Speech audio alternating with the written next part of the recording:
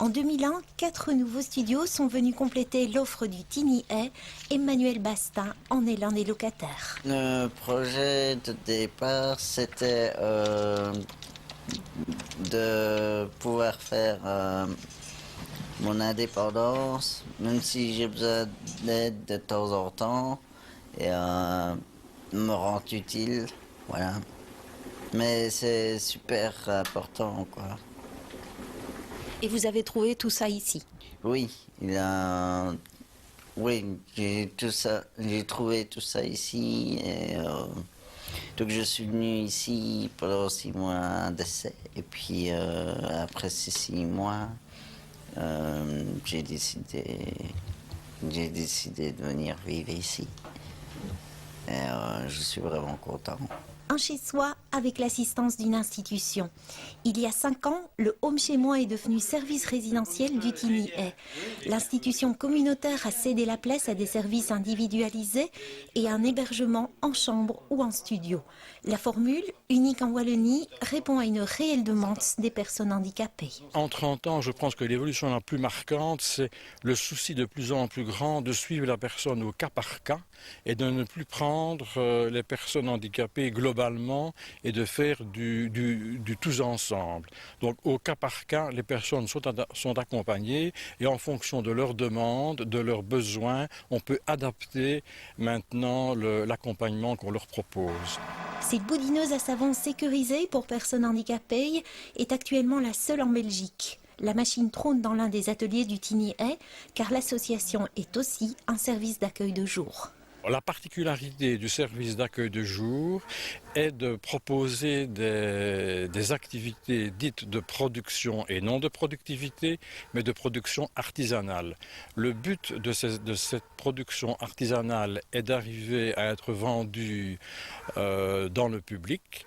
Et elle est reconnue comme artisanat solidaire, mais rien ne dit que c'est fait par des personnes déficientes. Donc la production est une production de qualité et qui en quelque sorte met en valeur les personnes. L'ouverture du Tiny Hay sur le quartier est un élément essentiel d'intégration de la personne handicapée.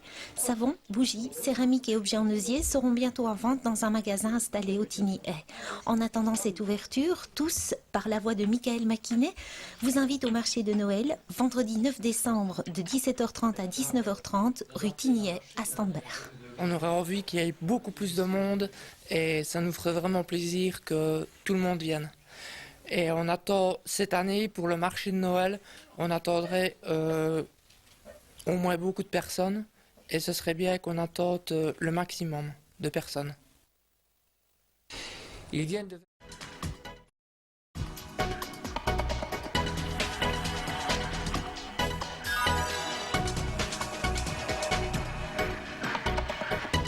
C'est déjà demain vous emmène cette semaine au Tiny Hay. Depuis 2002, on y fabrique des bougies, mais pas seulement.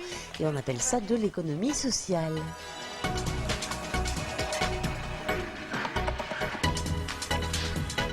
C'est près de 1,5 tonne de bougies qui sort chaque année de l'atelier du Tiny Hay. En 2002, le centre Stambertois à l'accueil de jour s'est lancé dans la fabrication artisanale de bougies et de savon dans un premier temps pour finalement étendre ses activités à la vannerie, la céramique et à la décoration. Aujourd'hui, le Tiny Hay a une vingtaine de clients fixes, sans compter les particuliers.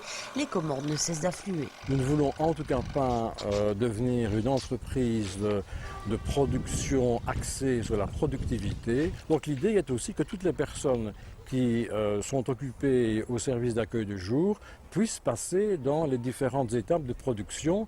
Et l'hypothèse que nous faisons, c'est que ces étapes de production peuvent les aider elles-mêmes à améliorer leurs compétences, leur dextérité. Pas question donc d'augmenter à outrance la production. Ici, chaque bougie est faite à la main et chacun y met du sien. L'artisanat, c'est aussi une manière de faire participer tout le monde à la production et ce, peu importe son efficacité.